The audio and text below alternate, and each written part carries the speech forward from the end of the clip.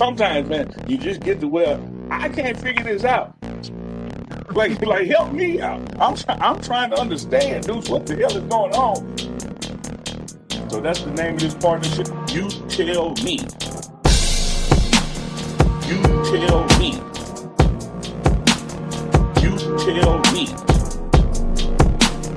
You tell me. You tell me. You tell me.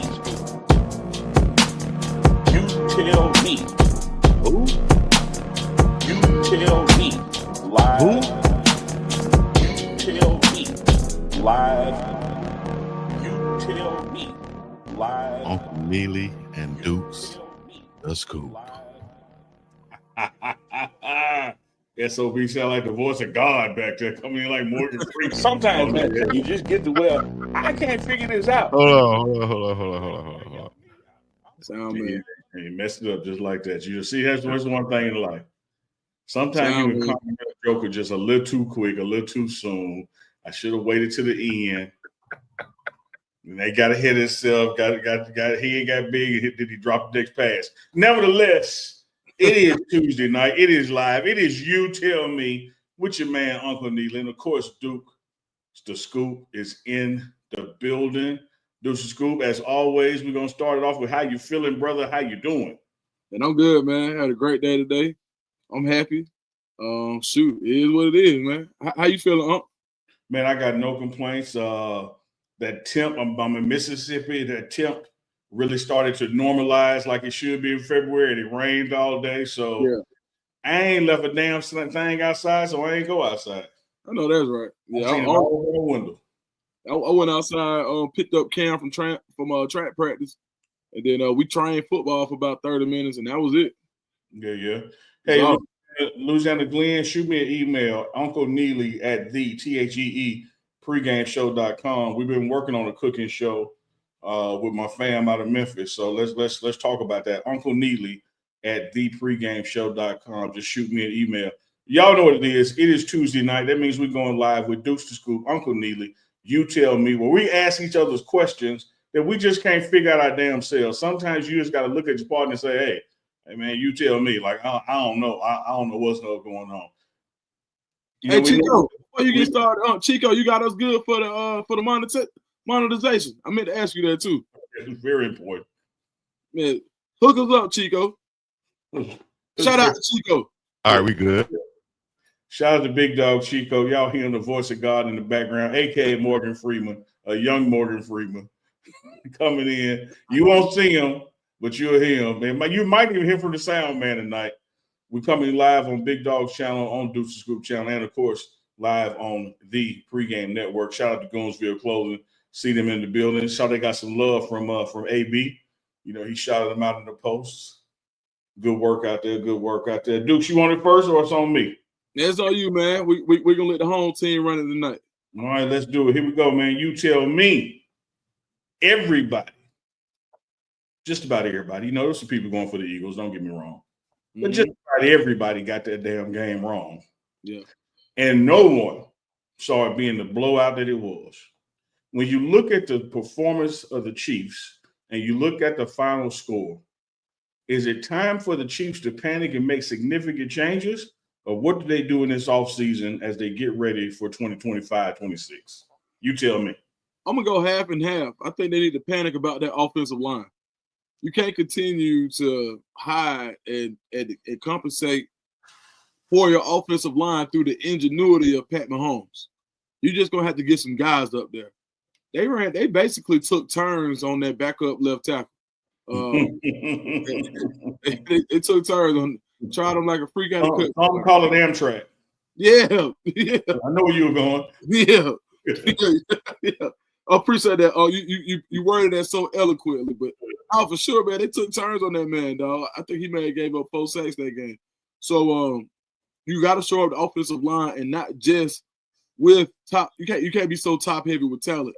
And usually we see when teams find their quarterback of the future or their quarterback of the presence, their franchise quarterback, they spend so much money there that they have little money to allocate to other places.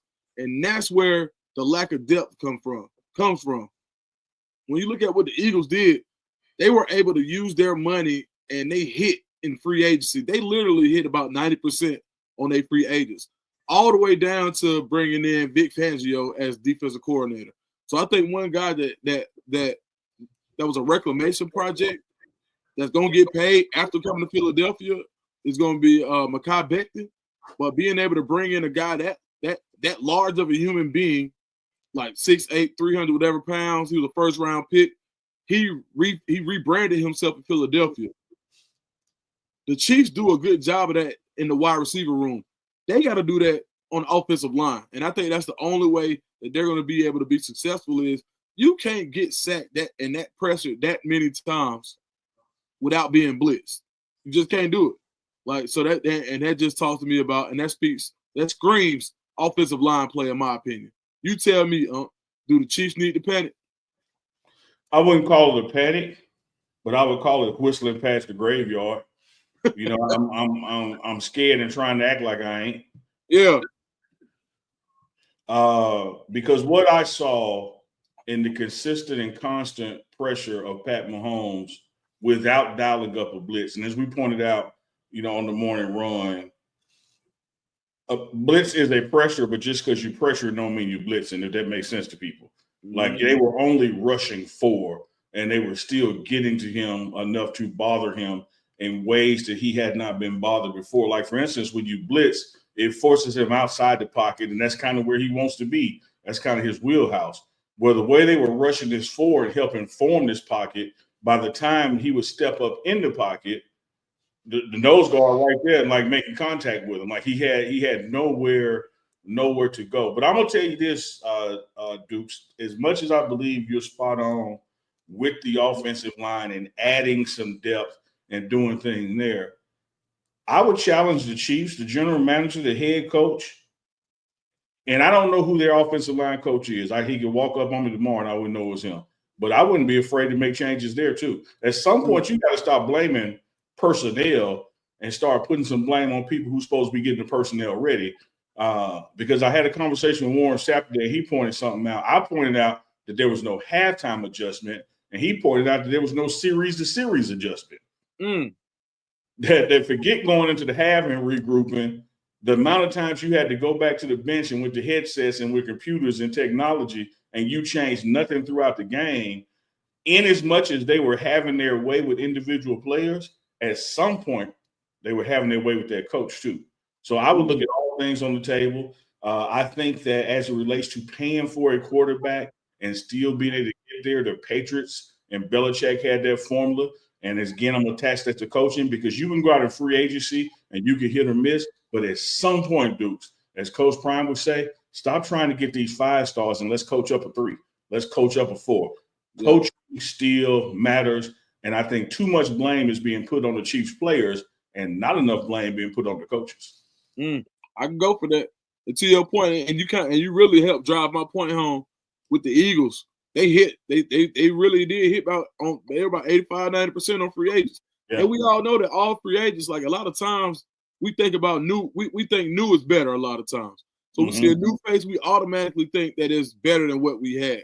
And that's not always true. How many times do in a transfer portal or free agency, which is basically the transfer portal, like, you know, in NFL, do we see guys come in that just don't work or they aren't a fit? And what the Eagles did, it's like everybody they brought in contributed. And all of those guys weren't getting multi-year deals. Like Becton, people thought Becton's career was over with. The Eagles saw pedigree. They saw just, you know, they saw a 6'8", 330-pound man that had some athleticism. What did they do? They said, all right, well, let me put you along the lines of our all-pro offensive tackle and this guard that we have, and we're going to work you into a line so the sum of our whole is better because you have the size that it's just hard to get around you. And then what did he do? He actually started playing pretty good football. So when that came by providing confidence based on everybody that you have around you, it made that free agent signing that much better. And to your point, sometimes coaches have to say, you know what? It didn't work there because they didn't do this. Perfect example. Andre Gerard, new assistant offensive line coach. 2003, Bill Parcells comes in and moves him off the center and says, you know what? Push him out the guard. I think we can get a better center. He literally gets benched that year at the last 2 games. Then in the year after next, not that year, the following year, the year after next, Tony Sperano comes in. God bless him. One of the best offensive line coaches in the history of the NFL. What does he do? Nah, Bill. One of the few people that can tell Bill Parcells I ain't going. Comes in and says, nah, Bill, that man is a center. Puts him back at center once his confidence may have been shaken because he got benched. And all he did was respond with the best stretch of his career. 5 straight Pro Bowls, of all-pro selection, and with the number 57 player in the top 100. So to your point, sometimes it's just got to be that position coach, and I think that's a great point. And let me hit you the fun fact before you hit me with your you tell me, because you mentioned Cowboys, Parcells, Gerard. Fun fact, I was at the old Texas Stadium before Jerry World was built. The night that they came back in from halftime and Parcells benched Bledsoe and put Romo in. And not only was I at that game, I was a guest of Andre Gerard. Wow. Look how life comes full circle. Man, what you talking about, boy? You put us in one then. Yeah. All right, speaking of coaches, you tell me, Uncle Neely, when I was in Colorado, we were with D. Lou in the elevator, and you said, man, that's one of the ones that's going to be hard to keep him. Yep. And that's how you know you're picking the right ones. What? And this was in November. What was it about D. Lou that let you know that he was a star in the making and that people were going to come calling? Excellent. You tell me. I actually remember that conversation in the elevator. D. Lou has the ability to connect and coach.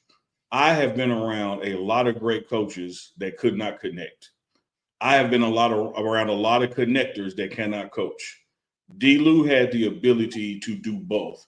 Warren Sapp has it. Dancy, who also departed, has it. Hilo, who's moved up, has it. There are some people who are excellent teachers, but if you don't have that ability to connect to your student and where your student feels you cares about them and you're putting them in the position of their best interest versus your own best interest, like you talked about the coach moving Andre back to center and standing up to the head coach on it. I have seen D. Lou in a team meeting, players present, coaches meeting, and say, no, coach, talking to Coach Prime, I see it differently. And not in a disrespectful way, but in a standing up for his unit way. And when you have a guy like that that'll go to bat for his players, and when you had the success that the D-line had, I think they moved up from a laughing stock to 12 in the nation to number 1 in the conference, you knew the phone was going to ring. The phone was going to ring for Rob Livingston. And let me tell you this. I spoke with Coach Prime yesterday, and the name that he is working with or thinking of about coming in, it'll be a matter of time before their phone ring. One thing about Coach Prime, only been head coaching 4 years, but has already created 3 head coaches, has already had about 5 guys move up within their position on their side of the ball. So when you look at the impact of his coaching tree, he hires people that are credible, that are talented, and their phone is going to ring because people are going to see what they accomplished in Colorado because the spotlight is so big. Couldn't be before D. Lou and going back to Miami. You know, that's where he played ball, where he was drafted first round from. But I just knew it. I mean, I didn't even think about the elevated conversation until you just mentioned it. But I could just tell that that's a brother whose phone going to ring. Let me tell y'all this, and I've said this since before the bowl game and into now this spring semester, but not quite spring ball. I told y'all there were going to be more coaching changes, and I still say there's going to be some more. You tell me. So from what I know about Coach D. Lou, I'm going to just talk about the conversation that we had when we were there where you introduced us. And in that short period of time, what I saw was a personable guy who was able to relate and wanted to know what was going on. So he's like, all right, Duke's like, all right, so this dude, Dukes, is getting walked around. I've been seeing this dude all day. What's up with you, man? What you do? Now, he had no reason, didn't know me from Sam, but he didn't have to come talk to me. And so what I think about when I think about coaches, And you know, in our world, you got coaches who, because they're a coach or because they have this title or this status, they're here, right? These guys might have been the worst player on their high school football team. They might not even play at high school ball. They might be horrible people, but because they have this title, they put themselves here and they don't have time. Well, this guy is a guy who was snapping in his professional career, did it in his coaching career, did it in the NFL, did it at the University of Miami, got hired personally by Coach Prime, had no reason to take time and speak to me, but he did and made it about me and not him. Yeah. So what that lets me know is, one, you're relatable. Two, it's the type of guy I want to send into to someone's living room to go tell their parents on why they need to come to my school. And when you find guys like that who have the resume and they have relatability, to your point, you know that's a rock star. So shout out to D-Lou for moving on, and congratulations to him for being able to go to his alma mater. Yeah, I love that, man. And it's just part of his personality and makeup. Observant brother, you know, just like D linemen had to be observant and coaches had to be observant. He wouldn't go see you walking around that building and who you were walking with, whether it's me, Pretty Tony, or Coach Prime himself, and not try to figure out, hey, who is this guy? What role does he play? And how can he better my D line? Like, how does this all fit? I need to know. And me and D Lou, we really hit it off over music, because first thing in the morning, we bumping some music to set the day, the day started. And you know, we're about 10 years apart, but he loved calling me old school. Yeah. I'm looking forward when this name becomes public, and you know that Coach Prime is bringing on, and we still got Sapp there, and we still have Hilo there. This defensive line is going to be all right. Just, you know, y'all stay tuned for Wednesday with Warren. It's dropping in the morning. Y'all will hear that conversation with Coach Sapp as far as being the quote unquote last man standing in this D line room. I got a pivot for you, Deuce to Scoop. Okay. Now it's gonna sound like it ain't a pivot, but it's gonna pivot. So watch this.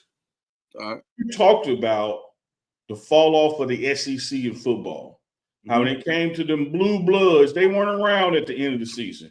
They got knocked around during the season. What the hell has happened to SEC football? But what we got to talk about right now, my brother, we got to talk about SEC basketball. Auburn number 1, Alabama number 2. They playing later this week. Whereas SEC football kind of hit some bumps in the road. SEC basketball is on the way up. You tell me, is that a coincidence? No, man. I think I don't think it's a coincidence. I think that it's really just a sign of the time for the area, right? When you include NIL, we talk about parity, right? Yeah. So the same thing that weakened the SEC when it comes to football increased its strength in basketball. See, there was never a day where Auburn could recruit consistently against Duke, or Alabama would consistently win against Kentucky or North Carolina. Like, and even though Kentucky's in the SEC, that was the SEC's blue blood team.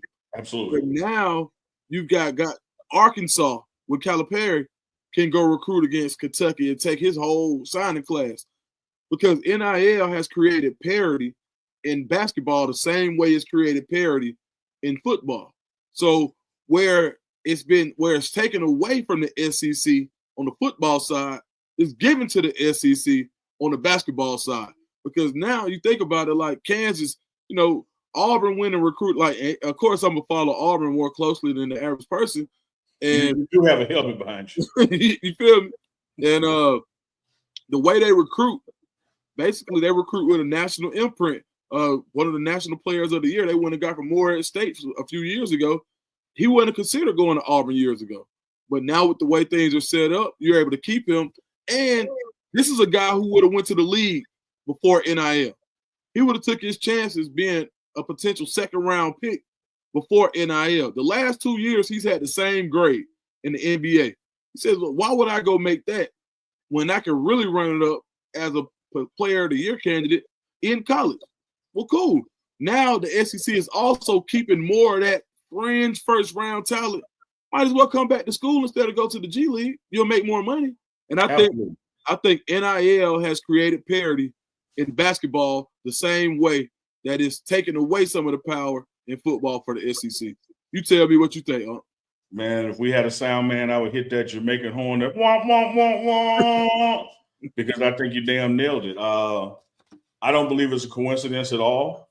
I think it's just a culmination of a series of events that are going to work out for basketball, college basketball at that level compared to their sister or brother football programs. SEC was hiring black head coaches before basketball, before football was. You look at a Tubby Smith, you look at an Anthony Johnson with Alabama, they were doing it before, and they were able to do it because it was one of those things you could do, but it didn't have a big ripple effect because nobody was really looking at basketball with that kind of scrutiny. So hey, let me prove I ain't like that. Yeah. I'm a high coach for basketball, but not football. Right. Yeah. So now you got that pedigree within programs now historically, right? So now, like you saying, NIL comes about, collective come about, and you've been around Georgia, man. You've been around Auburn. Like you have done this, Dukes. Them football boosters are a league amongst themselves. Sometimes to get in that room, you got to pay more than the people in the room already. But here goes basketball over here that needs some friends. So, right. What do they do at Arkansas? They say, hey, man, let's get our money together and call up Coach Cal of Kentucky and let him know we're going to help him buy a damn championship. What does Coach Cal do? He takes his one and done signees from Kentucky to Arkansas with him. They go to Kentucky and they beat Kentucky. Right. And so I think the parity that exists in college basketball, the parity that exists in college basketball now because of NIL is going to put a much more exciting and competitive product out there across the board that this March Madness and the March Madness is beyond you're going to see a lot more football schools with successful basketball programs in the Elite Eight, in the Final Four, and even with a national championship. No, agreed. Because bread is bread. Yeah, man. It all spin, don't it? Yeah. Somebody said, Philip, I agree with you on most things. However, why would you go to Auburn? We can go to Alabama. Hey, spoken like a true Alabama man. I tell you what, for me, in College Park, Georgia, Auburn, straight down 85. You can take Roosevelt Highway to get through College Street if you want to. So it made all the sense. Let me tell you like this, Dukes, on my end here. I did not go to Ole Miss, but I was recruited through this minority program to go to Mississippi State. And I was considering Mississippi State because it just felt a whole lot less racist than Ole Miss. Like it wasn't nothing in me. I was gonna go to Ole Miss, but I could tolerate Mississippi State. Man, what you talking about? I look at Auburn, Alabama, and I ain't there, but next door, I just don't look at Auburn like I look at Alabama. Yeah, I tell you what, man, it's a trip in both of them places for brothers, but we ain't going there tonight. I tell you this, we'll say that for another show. Yeah, we're gonna say that for the morning run. It's on you. You tell me this, man. I had a good one. Okay, cool. I'm watching Cam Newton's interview with Bull and Travis Hunter, right? Yeah. Travis Hunter Cam Newton is warning Travis Hunter that be careful about going number one, because when I went number one, I went into a locker room full of losers. That's the way they got me, because I was in a locker room full of losers. If you were Travis Hunter, how would you process that statement from Cam Newton? You tell me. How would you process that? I process it in one ear and right out the other, because I do with most things I hear Cam Newton say. I understand what Cam Newton might have been trying to say, and I had the same conversation with Coach Prime and that sit down I did with him, before the season ended, and we were just talking about the top 5 teams that pick, and he asked me, he said, "What what do the top 5 teams have in common?" I said, they all suck. That's why they picking. But I'm not lumping a losing record into a losing mentality and to loser individuals who make that mentality up. I think that when you look at these teams like the Titans, all the way to the Raiders picking 8th, you have professionals on that team who are there to win. Most of those teams are having organizational issues, and you better believe, even as an organization, they're waking up in the morning trying their damn best to figure this thing out on how to win. Mm-hmm. And so I think what a Cam should be telling to a Travis is, hey, you as a winner, and you have been winning everywhere you've gone, you be more like Uncle Prime. You let your energy permeate the locker room. Don't you become them.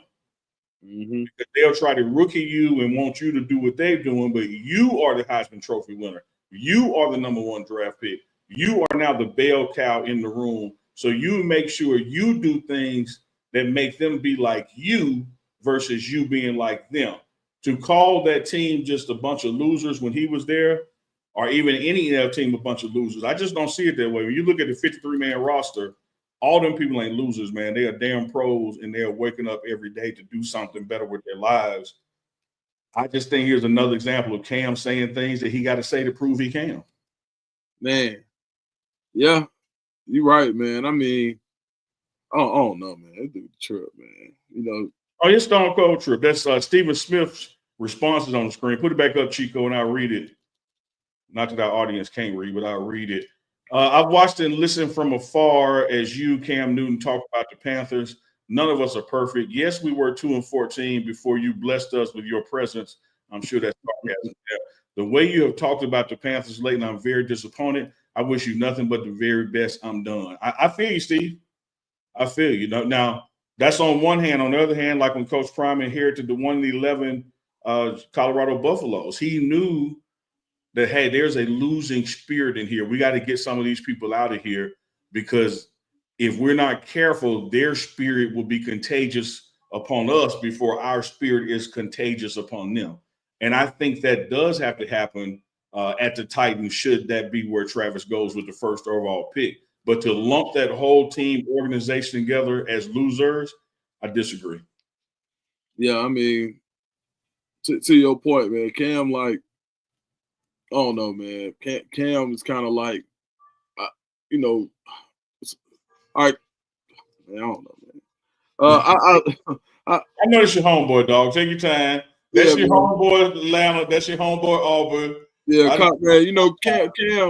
So we from like two parts of the same for the same hood. To be honest, like he from the Welcome All part, and I'm from back towards Main Street. So, but I'm gonna say this, man. Like, it's sometimes people just got such a high opinion of themselves based on what they've done, and through the scope of his eyes, I can see being a winner. This is my attitude, but that's also the attitude that why you wouldn't call a Cam Newton at the end. And, you know, when he was going on and said, I know it ain't 30 quarterbacks better than me. He answered his own question. You remember that? I know it ain't 31 in the league better than me. And nobody called. Because guess what? He was right. But the fact that he let everybody know he was right was the same reason he didn't get that phone call. Because that same attitude that he has as far as I'm going into a locker room full of losers, that ain't like, you know, being the fact that he was physically able to do the things that he could do, you could put up with it then. But did he endear himself towards the end of his career where he can go get a check so he could continue that lifestyle that he was used to having, that he's talking about now that he doesn't have anymore?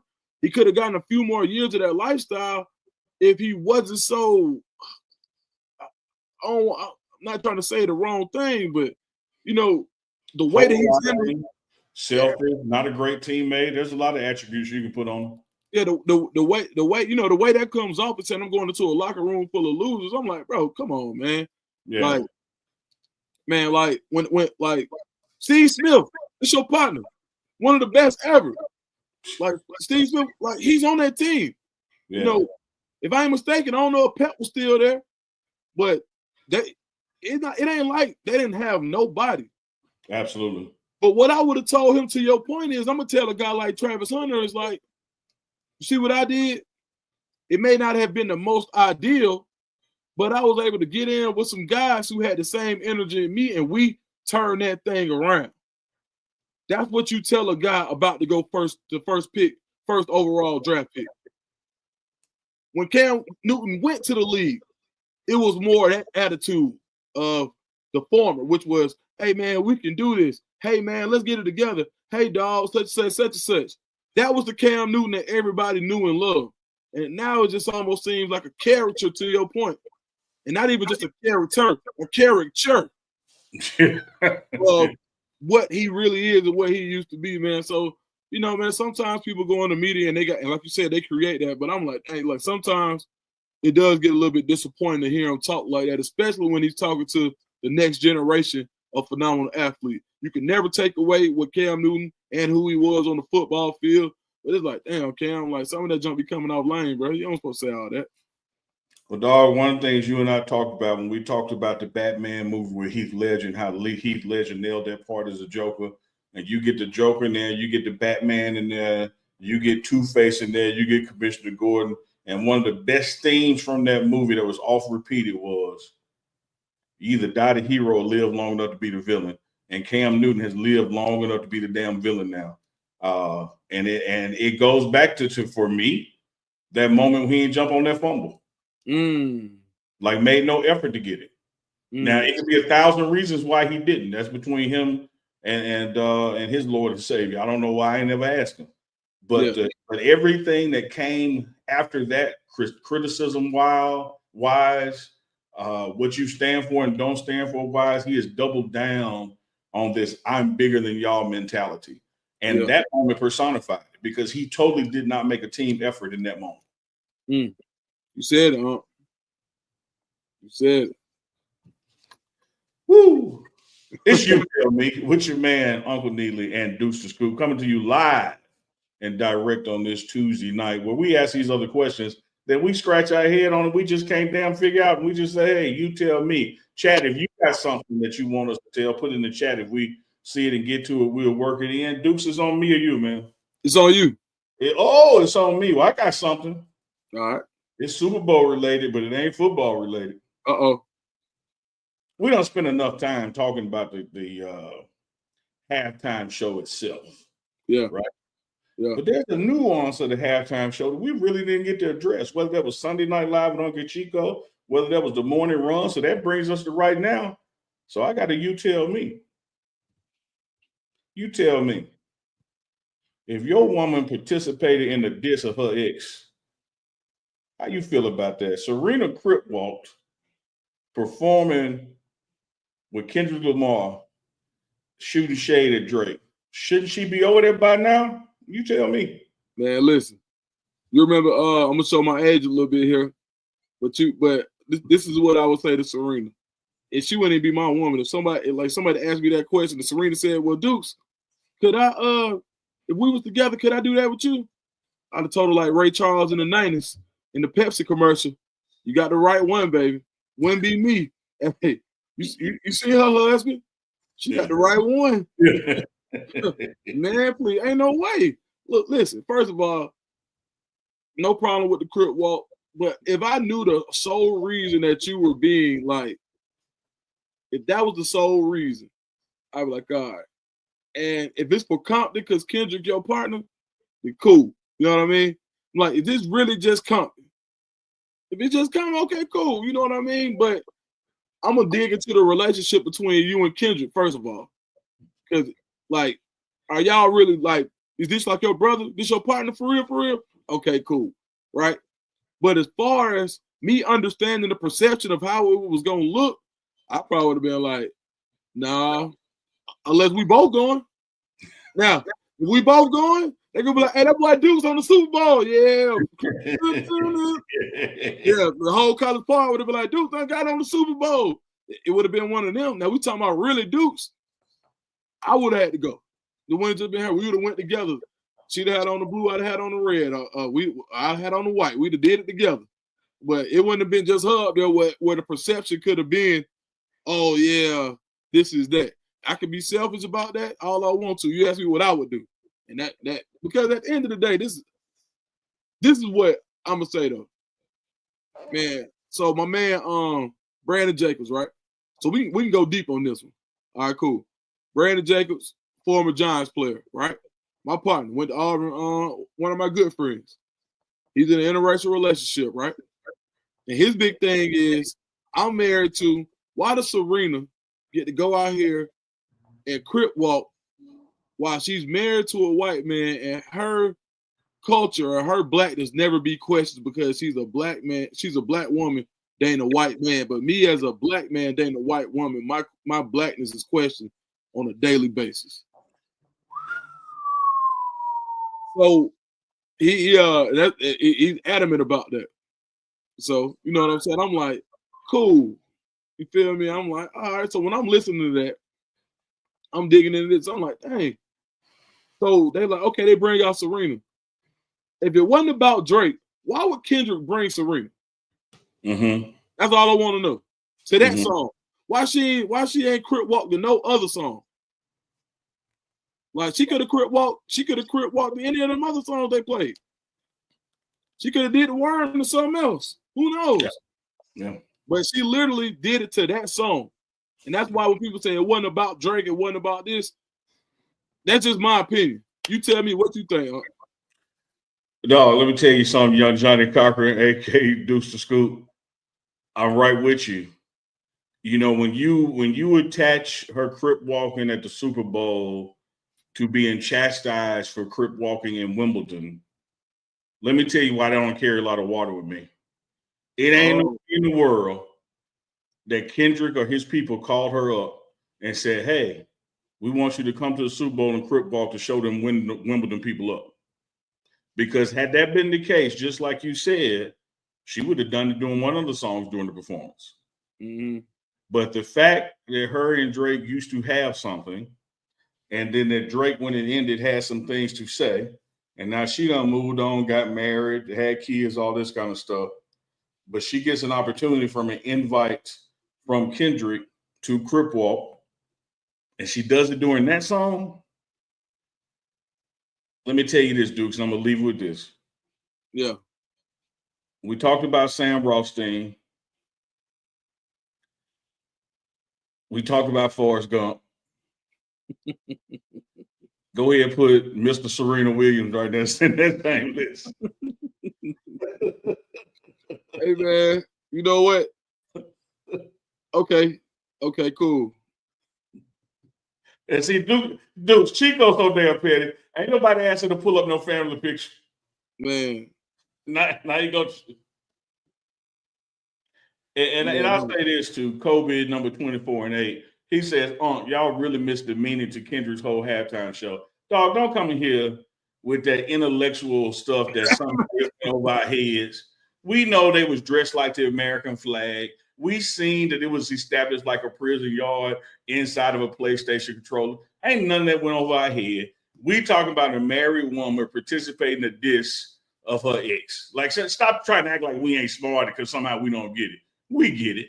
But I'm just saying, ain't no damn way that when he called her up, that it wasn't, hey, you want to get Drake back one time with me? I mean, that's what it seemed like, because really her and her husband was just going back and forth, I think. That would look like to me, though. But, hey, you tell me. Nah, I ain't going there tonight. I don't know, you want to?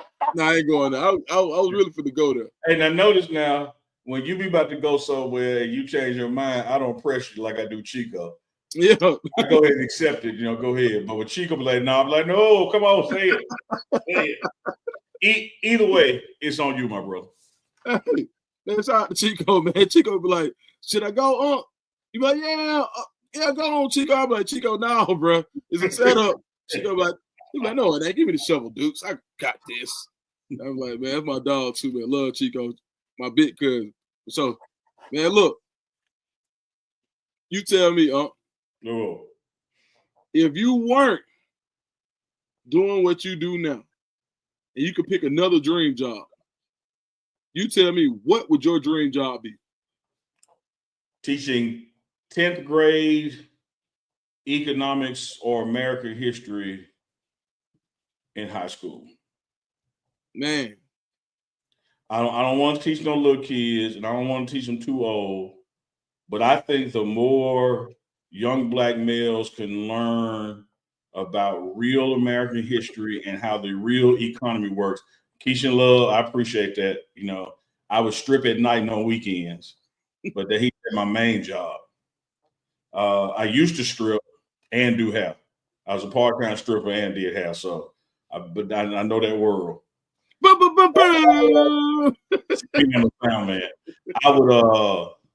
I would teach, man. I would teach economics and history at the high school. That's hard. Yes, we will be clipping that. Also, we will be clipping that. We need to clip your damn T-Boom mic with all that static. That's what we need to clip. What? So you said economics, and what was the other one? History. Okay, for sure. Would it just be Afrocentric history, or be everything? Oh no. I'm gonna teach. I'm gonna see. Here's the thing that we got to appreciate. Like when we getting rid of all this diversity inclusion stuff right now, and they want to end Black History Month. Cool. Teach American history. Because all the stuff y'all did to us is American history. It ain't Black history. So right. Slavery is not Black history. Slavery is white history. How we overcame slavery is Black history. How we arrived where we are, that's Black history. What we were before slavery is Black history. Slavery is American history. Teach it. Right. Yeah, I want to teach the real history of America and what has been done to certain groups and to build this country, and how we still fight those groups to be part of this country when the whole damn thing exists because of those groups. I like that. And that's why I also want to do the economics teaching, because economics is the backbone of all this. This ain't no democracy, this capitalism. See, it's on there. Yeah, you're right. Yeah, you go vote, and the person with the most votes wins. But who controls who gets the most votes? The money. So it's still capitalism. Yeah. Right. Yeah. What about you? What would you be doing if Deuce to School didn't have internet access and a YouTube channel? Man, you know what? Mama Tia said, y'all wrong. You did it, Chico. No, press them. These schools, what were you going to say? You said press them. What you Mama Tia? Mama Tia's like, nah, y'all do it, Chico. Nah, Mama Tia, I ain't going. Mama Tia. Nah, I tell you what, to be in my heart of hearts, man, I'd probably be like one of the people that gamble with other people's money. Like, you know, like on ESPN, like you get like other people's money, you gamble, so it ain't like my dream job. Like, I wish I could play like in the professional taunt league. Like either professional taunt or professional spades. Professional spades. I would be a professional spades player. And the championship would be at the biggest cookout in the biggest backyard in the best place in the summertime, dog. That's what I would do. That if I could make my living doing something else, in my dream, 1,000%, I think I'd be a professional spades player and a part-time professional taunt player. So, I love that, because I love playing poker and have dreamed of being a professional poker player. Yeah, I love it, because it ain't gambling. If it was gambling, you have different winners every night. The fact that it be the same people winning let you know it's a strategy game. It's not an odds game. Yeah, for sure. One thing, you know, my mom used to be on me about gambling. She was like, man, baby, the Bible say don't play games of chance. And I used to be like, all right, Mom. I said, well, it ain't no chance they finna beat me, so I'm good. Yes, Big Dog Chico. If your ragged ass mic in the back is working off T-Move, please don't type it. Join the conversation and tell us. Come on in, Chico. He probably butt naked, so he can't come in. He just got to do audio. Come on, Chico. Oh, man. Look at him. I might just do audio. Can you hear me? Is my mic messed up? It's a little ragged, but go ahead. I have to fix my mic first. Go ahead. Oh yeah. Well, just let us know when you're ready. His mic acting up, y'all. I think it's on. I said, Dream. That's on me. I asked Dream Job. It's on you, huh? All right. It's my. Well, I got a couple more I'm picking from, but I got one that's back football related. When you look at the first 7 years of Patrick Mahomes and you compare them to any first 7 years in NFL history, there has been no quarterback in the first 7 years to accomplish more than Patty Mahomes have, whether that is Super Bowl wins, appearances, AFC championships, whether it's yards, you name it, nobody has what he has done in the first 7 years. Having said that, with this belt-to-ass outing that took place down in NOLA, you tell me, is Mahomes still the GOAT heir or not? Yeah, for sure. Right now, like even Jalen Hurts got a long way to go to catch up to Mahomes. And Mahomes really just went to the Super Bowl again. So the same way Jalen Hurts went a couple of years ago, they got reinforcements and he got back. And this is the thing. We're not even talking about Pat Mahomes in a forcing his way out of Kansas City or free agency or because you got to think the GOATs, even Tom Brady went to Tampa Bay. There's always like an extension of that career. Everybody, it's very hard to say guys of that ilk who finished their career where they started. Only who? What? Maybe I'm not even saying like maybe Roethlisberger. Maybe like a lot of guys don't get to finish where they started. John Elway. Outside of that, everybody went. Joe Montana went somewhere else. Montana, Brady, Peyton Manning. Like everybody went somewhere else. And I'm not saying he is, but just imagine his greatness going somewhere else where they may be more well prepared for, where they have an offensive line and all they need is a quarterback. He elevates, and that's how I judge how good a player is and their greatness. Because imagine him going to a team like, let's say, Travis Hunter goes to the Titans, and then you just put Pat Mahomes on the Titans. They're an automatic contender. And I think when you have players that are that good, they always have a chance to win. So with him being able to raise the level of play around him, I'm going to have to say, yes, he's still the GOAT heir because there's nobody else in the NFL that I think at the quarterback position raises the level of play around him like Pat Mahomes. What you think?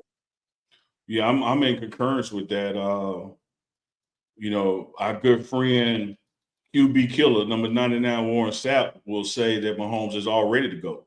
No Brady's accomplished. He stands on that. I say it hadn't been accomplished yet, but this loss does not hurt it because you look at this loss. When it comes to the playoffs, man, this dude ain't done nothing but lose Super Bowls and AFC championships. He ain't getting knocked out in the wild card or divisional round. He ain't not making it. This dude is going to the AFC championship or the Super Bowl and winning the Super Bowl. Like that's all he's done in 7 years, those three things. And the AFC championship for your career, or Super Bowl and losing for your career, or Super Bowl and winning for your career, if the next 7 are just 50% of what the first 7 was, he is absolutely the GOAT.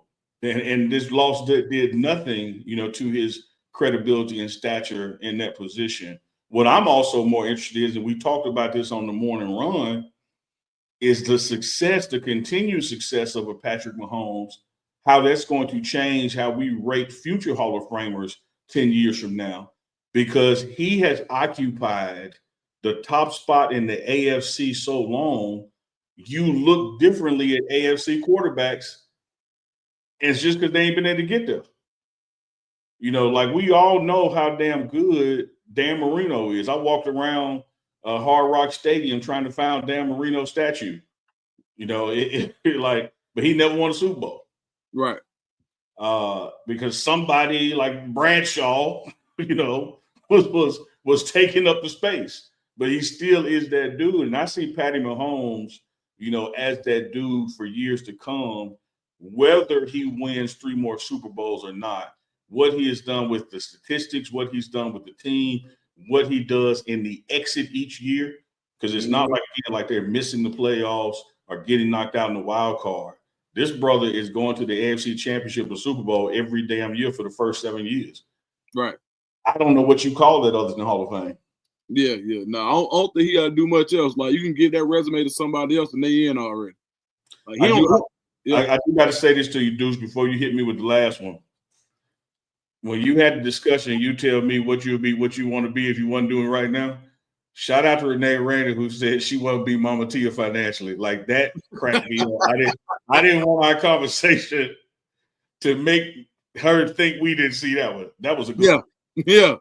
Yeah, man. Hey, shout out to my boy Lou Kane, man. He popped in. That's one of the Coach Prime nephews right there. Oh, good deal. What up? Yeah, Lou Kane. That's really Pac-Man Jones' brother. They cousin, but it's really his brother. So shout out to Lou.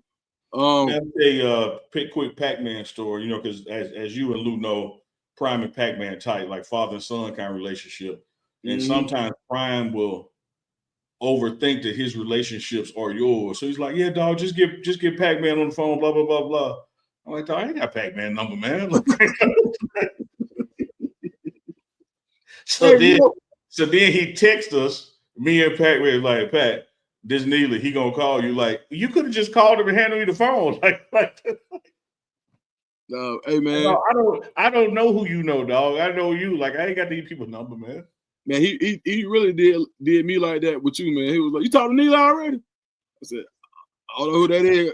I don't know who it is." He's like, "Oh, I think he probably hit you then." Yeah, he was like, "Yeah, you need to hit dude." He's like, "You talking to Neely?" He said, "You call Neely?" I said, "I got his number, coach. I don't know." We live in the real world, like prime world. Yeah, man. Prime world different. You got people's number. They got your number. I live in a different world. I don't know this stuff. No, for sure. Man, I got a good one right here. What it do? All right, Uncle Neely. If you had to rank Super Bowl performances that you remember, top 3, what 3 would you go with?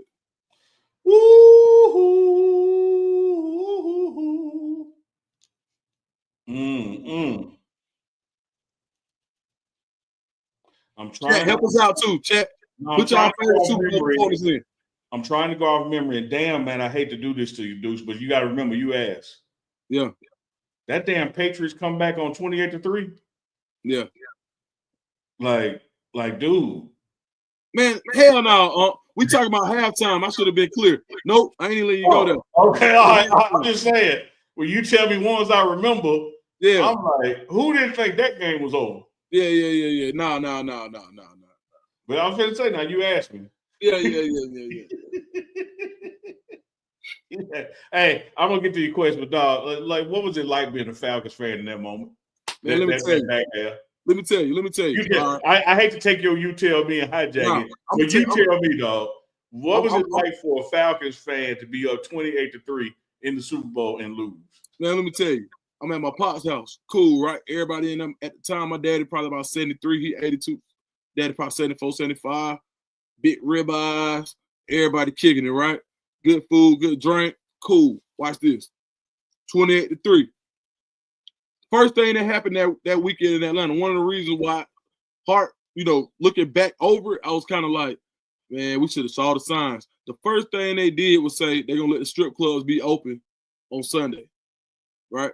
So most of them in Atlanta, the only ones that's open is really like pinups and like City of Atlanta, you can't have them. Fulton County, it's only like the Cab. So pinups and Blaze, the only place you can really go on Sunday in Atlanta. All right, keep that in mind. So they say everything can stay open first and foremost. So cool. Everybody got their plans, how much money it's going to be. Well, nobody really stunned because the Falcons was running through everybody.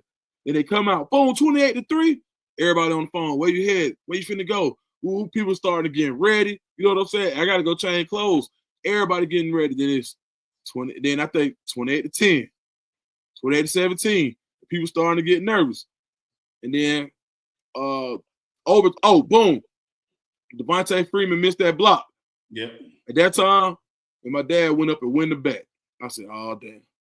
Like, he was like, I already know how this finna end. Been a Falcon fan his whole life. I said, man, he just went up and win them back. So still me and my sisters out there. And then we just watch it. And it's just like a bad dream. And so that whole day, I mean, really, you know how Atlanta people get. It was lit. The whole city was lit. Absolutely. Man, the city was lit. I'm telling you, everybody was getting along. The Bloods and the Crips was together. I'm telling you, everybody was getting along in Atlanta. Man, it's like, and on Monday afterwards, after that game, it's like the air had been taken out of Atlanta. People was coming to work late. Didn't nobody get marked off. Some people didn't go. You know what I mean? When I went to work the next day, man, didn't nobody say nothing. It was quiet in there. I'm talking about, man, like, you went in there. When I went to go get breakfast from the cafeteria, the lady that threw the eggs on there, she didn't even charge me. She just let me keep walking. She didn't even look at me. I just kept on walking. That's how I felt, bro. It's like I never seen Atlanta be so deflated. Like when we lost to the Broncos in '98 with Ray Buchanan and them, but wasn't nobody really tripping because we was playing with house money. We didn't never absolutely. Like, you know what I'm saying? We shouldn't even got there after that Gary Anderson missed field goal in Minnesota. But this time around, but it's like everybody in the city got punched in the stomach. Even the people from Atlanta who hate on the Falcons, They left everybody alone on that Monday. Because in Atlanta, it don't take you could poll 4 people from Atlanta, and one of them gonna be a Falcons hater. They're gonna hate the Falcons. And you get it because it's a real deep mental thing, because it's like we can't never have nothing nice. That's how it feels. Yeah. And man, that was just the epitome of we can't never have nothing nice, man. And I appreciate you letting me vent, man, because no, man, I had to. I'm like I said, I'm gonna still answer your question, but you know, I've seen the growth of Atlanta since I was in college, and it's probably already happened where there are more people in Atlanta now that are from Atlanta. So that's where that one hater comes from. But the people who were born and raised there, y'all love the Falcons, and here y'all were with this Super Bowl victory, up on the GOAT, 28-3, and like I can't even make fun of people about it, man. The shit hurts me because it hurts y'all. Like who in the world? Woo! Mama Tia dropped another 50. I don't appreciate that love, Mama Tia, with the super chat. Hey, I want you all to know, let's take this to a different level. I work at a company where I work with fire, 2,000 degrees, kill, though a nuclear 25, I had to bounce. I lost that part, but I feel you. Mama Tia out here testifying. Okay, Mama Tia. I'm gonna get with it. Hey, you can't have a testimony if you ain't had no test. And she been tested, so she has a testimony. Dukes, let me get to you tell me. All right. You specifically asked me about halftimes, not Super Bowl. So let me tell you this in no particular order, but number one. Prince, when it started raining, doing purple. Rain had been in the forecast, and the rain did not start. But once he started playing Purple Rain, and they had that curtain blowing, his silhouette in that rain, can't beat that. Next one, Michael Jackson standing there not doing a damn thing, and people faint.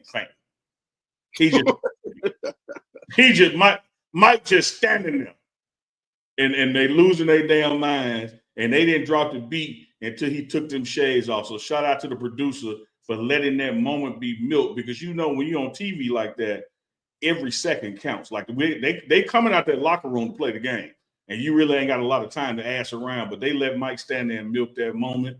And hey, because I'm Janet Jackson's #1 fan and also a big fan of titties, I got to put that at number 3.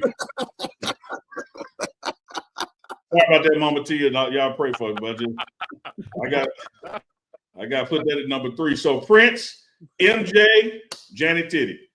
You tell me, Dukes. Man, oh man. Somebody said Neely. Hey, boy, you crazy, man. Crazy. What they say? Crazy as a bed bug. Good, crazy. I'm just saying. You asked. Like I tell everybody, when we do You Tell Me, we don't share these questions up front. I ain't know that man was going to ask me that. So these are honest, on-the-spot answers. All right. Okay. I love it now. I don't think I saw Prince live. What year? You remember what year that was? I don't remember which year, but Chico back there find it out. All right, I'm gonna go with. I remember Mike. I was young, but I remember Mike. One.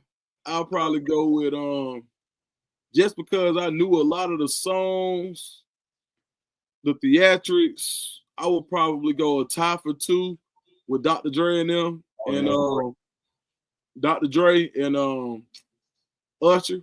Tie for 2. I knew a lot of the songs. Yeah. 3. Man, I know just because, but when they found a way, and it should have been a whole Outkast show, but Andre didn't want to do it. But Big Boy in Atlanta, I thought that was cool being able to put on for the A in your hometown at the Super Bowl. So I'm gonna go Big Boy in the A. I love that. And Keisha and Love, I was just about to tell the story as we get out of here.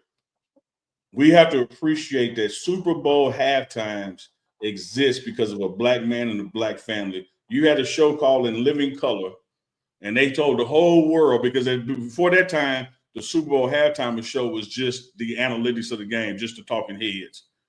But In Living Color said, hey, when halftime of the Super Bowl comes, switch to Fox, and we're going to have a special episode of In Living Color, the length of halftime, and you'll be able to go back and watch the game. And after that, NFL said it won't happen again. Damn. They started getting Michael and Prince and Janet Titty and Usher. All thanks to A Living Color and the Wayans family. So when you watch Super Bowl halftime, you need to be thanking the Wayans family because they made it happen. As we always do when we get ready to get out of here, we hit the 1 hour mark on You Tell Me live on Tuesday nights with your man, Uncle Neely and Deuce the Scoop. We always give the first word to Duke and the last word to Deuce the Scoop. Deuce the Scoop, get us out with something positive, brother. Man, I got a tip. Word for the wise. Wear your shoes. And that's coming from Mr. This is one of my most expensive shoes, right? Air Raid. Y'all remember the Malcolm X shoes? They was black and gray back in the day. Well, Timmy Hardaway's. Man, this colorway is probably one of like 150. And look at it. Then wear them, the shoe exploded. So the word of the day is wear your shoes. I don't care how fly they are, how much you pay for them. Because if you don't wear them, they end up doing this. That's my word of the day. I love it. That's a good word. That can also correlate to show your titty. Hell, like you put that in the game. You don't use it. Oh, we're going to get flagged, man. I'm just saying, if you don't use it, you lose it, is what he's telling y'all. Come on. Hey, it's been another episode of You Tell Me. Don't forget to check us out live tomorrow morning, Wednesday morning, West Coast morning, that is. We'll be back with the morning run with Deuce the Scoop, Big Dog Chico on screen, and yours truly, Uncle Neely from the Pregame Network. We also got Wednesday with Warren dropping tomorrow. So a lot of stuff dropping. Make sure you hit that thumbs up. Make sure you subscribe to all 3 channels. Turn the notification bell on all 3 channels. You'll see You Tell Me live next Tuesday night, but you're going to see these 3 brothers all week long until then. Deuce the Scoop, appreciate you, brother. Much love. Chico, Big Dog, get that Temu mic fixed. We out.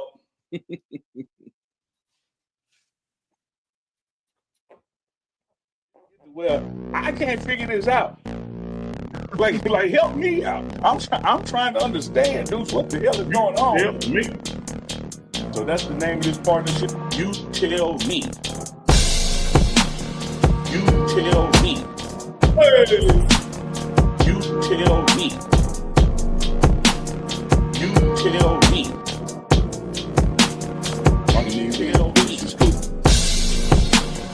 You tell me.